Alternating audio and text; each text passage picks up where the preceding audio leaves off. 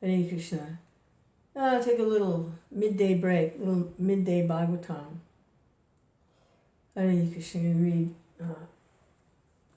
from the introduction of the Srimad Bhagavatam,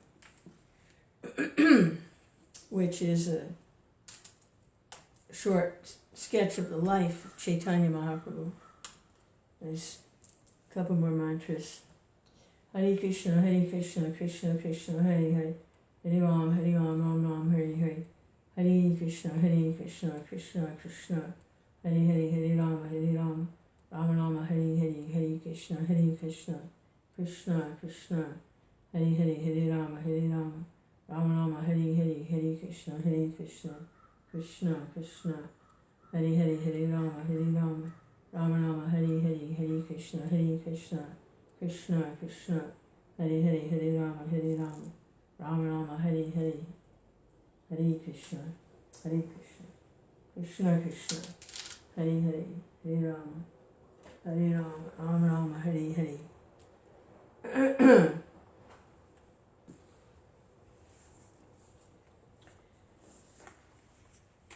Om Namo Bhagavate Vasudevaya.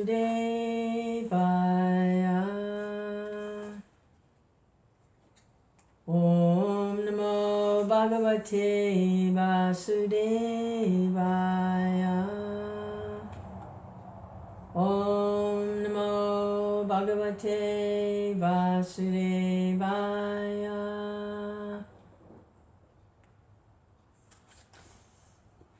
This is introduction to Srimad Bhagavatam, translated with commentaries by His Divine Grace, A.C. Bhaktivedanta Swami Prabhupada. Hare Krishna, Krishna Krishna, Hare Hare. Hare Rama, Rama Rama, Hare Hare. So there was an incident with the Muslim ruler. Lord Chaitanya appeared 500 years ago. He's actually Krishna himself, incarnated as a devotee of Krishna, showing by his personal example the mood of prema bhakti, the mood of devotional service in love of Godhead and separation. And so he's said to be like a hidden incarnation, but he is Krishna himself, taking the part of a devotee. So his movement to chant Hare Krishna publicly for the benefit of anyone and everyone was not much appreciated by the religionists, the Hindu religionists, those that were in charge of the Hindu religion at the time. They didn't like it, to take it out to the public like that. They didn't like that. So they complained to the Muslim ruler, that part of India, where was it? Bengal? Yeah, it must have been Bengal. Navadvip was under Muslim rule at the time. And so they went to the Muslim magistrate and they complained, this is disturbing our religious principles. It's making a mockery of everything that we stand for, all this public chanting. And so the Muslim magistrate, what does he know the difference between, he's a Muslim. So he says, oh, it's disturbing religion? Oh, well, we have to stop it. So he ordered the Sankirtan party to be disturbed, and the government men came and they took the mridrangas and they broke some of them. They're made out of clay. They smashed them. And Mahaprabhu, that didn't go over very well with Mahaprabhu.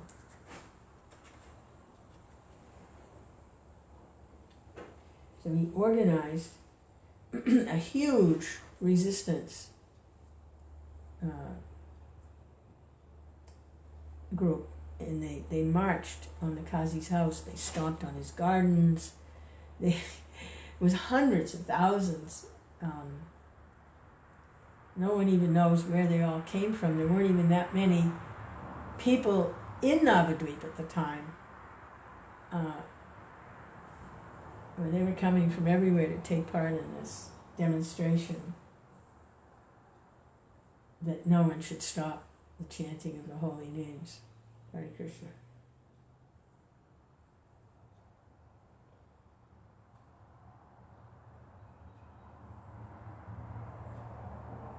So they had a nice discussion.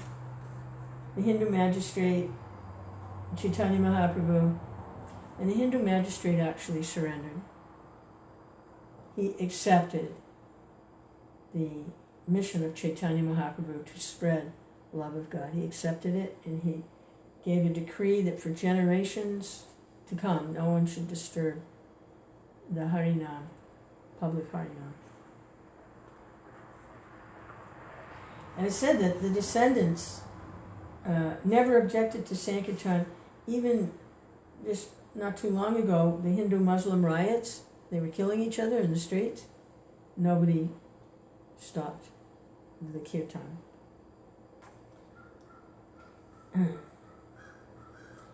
So this incident shows clearly that the Lord was not a so-called timid Vaishnava.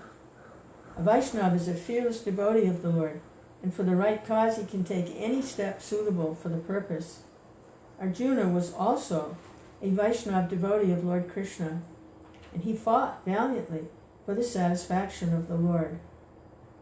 Similarly, Vajrangaji, or Hanuman, was also a devotee of Lord Rama, and he gave lessons to the non-devotee party of Ravana.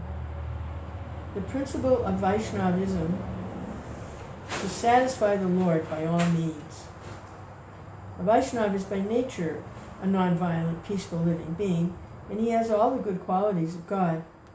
But when the non-devotee blasphemes the Lord or his devotee, the Vaishnava never tolerates such impudency.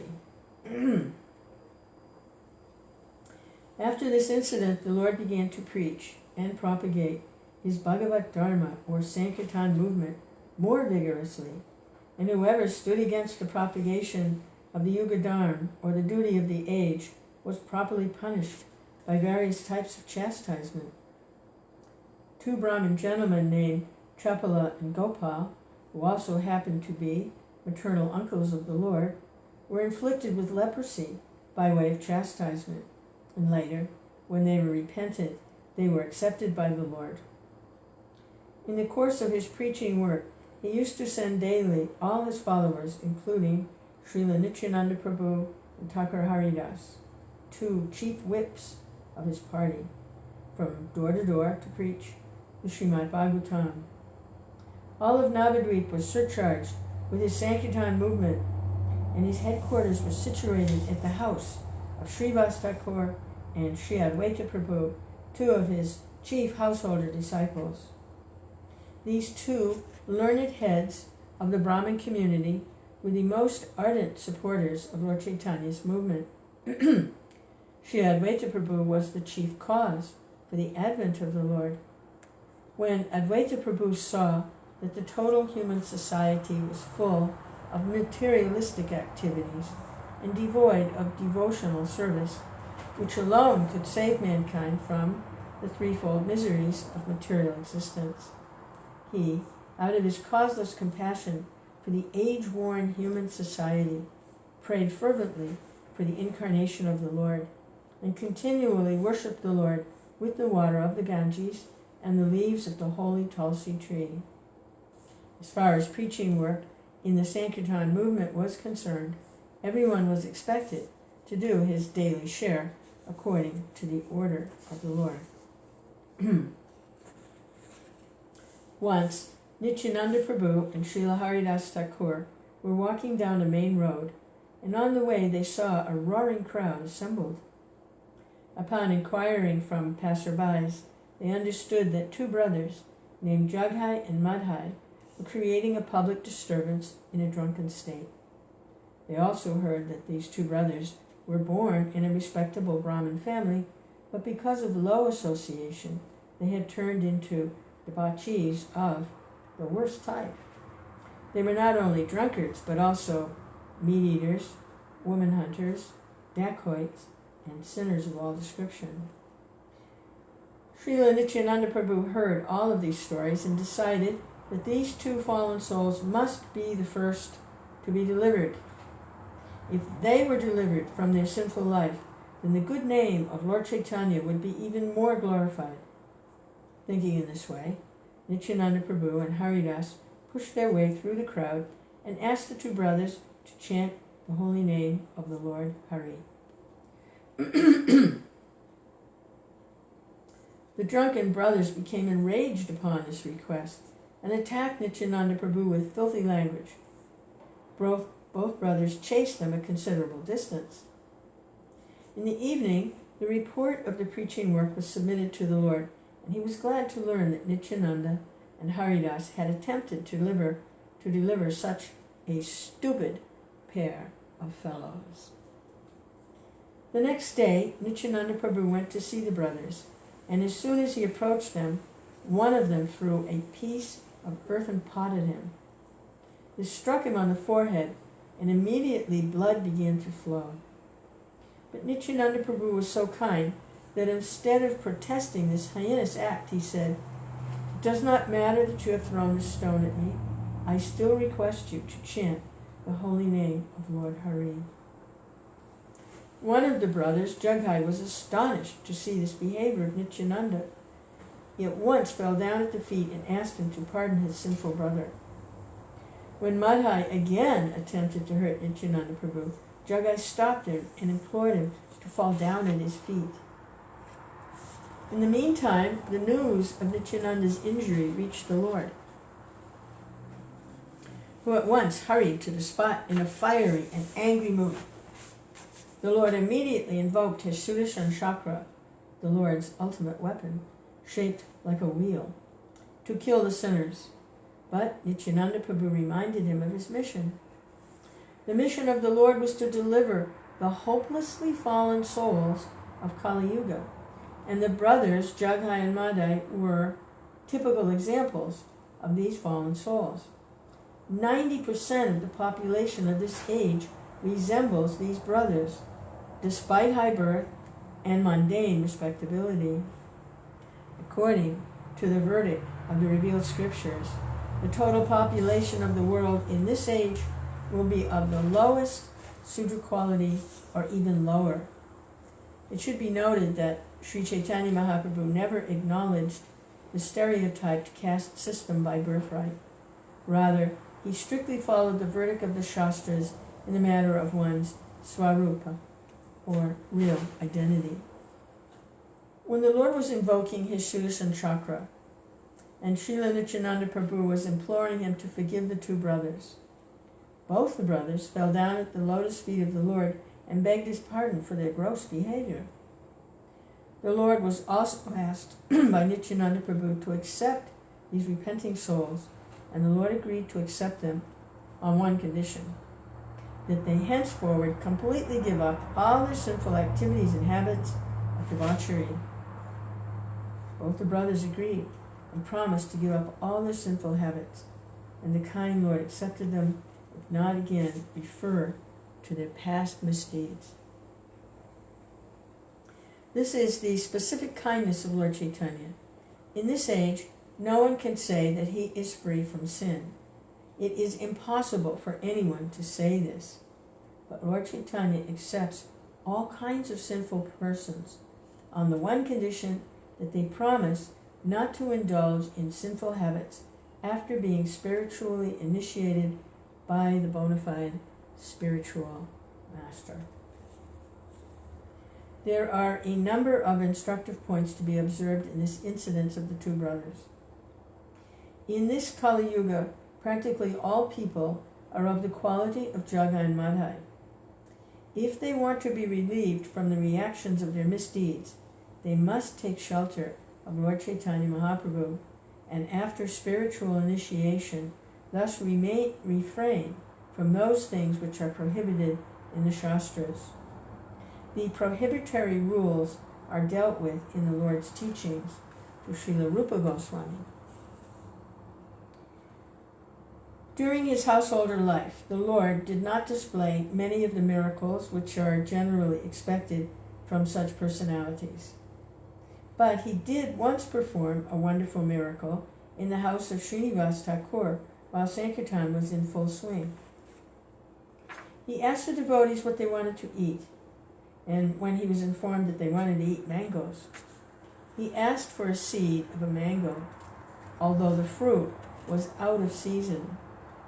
When the seed was brought to him, he sowed it in the yard of Srinivas, and at once a creeper began to grow out of the seed. Within no time, this creeper became a full-grown mango tree, heavy with more ripened fruits than the devotees could eat.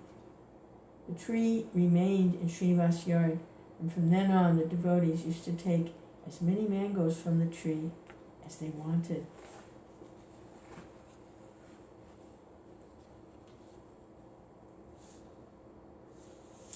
The Lord had a very high estimation of the affections of the damsels of Rajabhumi, Vrindavan, for Krishna, and in appreciation of their unalloyed service to the Lord, once Sri Chaitanya Mahaprabhu chanted the holy names of the gopis, cowherd girls, instead of the names of the Lord. At this time, some of his students, who were also disciples, came to see him, and when they saw that the Lord was chanting the names of the gopis, they were astonished. Out of sheer foolishness, they asked the Lord why he was chanting the names of the gopis, and advised him to chant the name of Krishna. The Lord, who was in ecstasy, was thus disturbed by these foolish students. He chastised them and chased them away. The students were almost the same age as the Lord, and thus they wrongly thought of the Lord as one of their peers. They held a meeting and resolved that they would attack the Lord if he dared to punish them again in such a manner. This incident provoked some malicious talks about the Lord on the part of the general public. When the Lord became aware of this, he began to consider the various types of men which are found in society. He noted that especially the students, professors, fruitive workers, yogis, non-devotees, and different types of atheists were all opposed to the devotional service of the Lord. Quote, "My mission is to deliver all the fallen souls of the age," he thought, "but if they commit offenses against me, thinking me to be an ordinary man, they will not benefit. If they are to begin their life of spiritual realization, they must some way or another offer obeisances unto me." End quote. Thus, the Lord decided to accept the renounced order of life, sannyas, because people in general were inclined to offer respects to a sannyasi.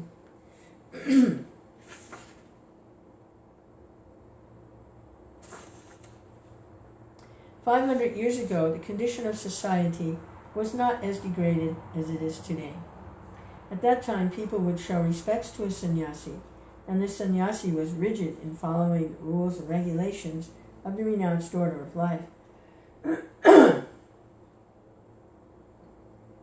Sri Chaitanya Mahaprabhu was not very much in favor of the renounced order of life in this age of Kali, but that was only for the reason that very few sannyasis in this age are able to observe the rules and regulations of sannyas life. Sri Chaitanya Mahaprabhu decided to accept the order and become an ideal sannyasi, so that the general population would show him respect. One is duty-bound to show respect to a sannyasi, for a sannyasi is considered to be the master of all varnas and ashramas.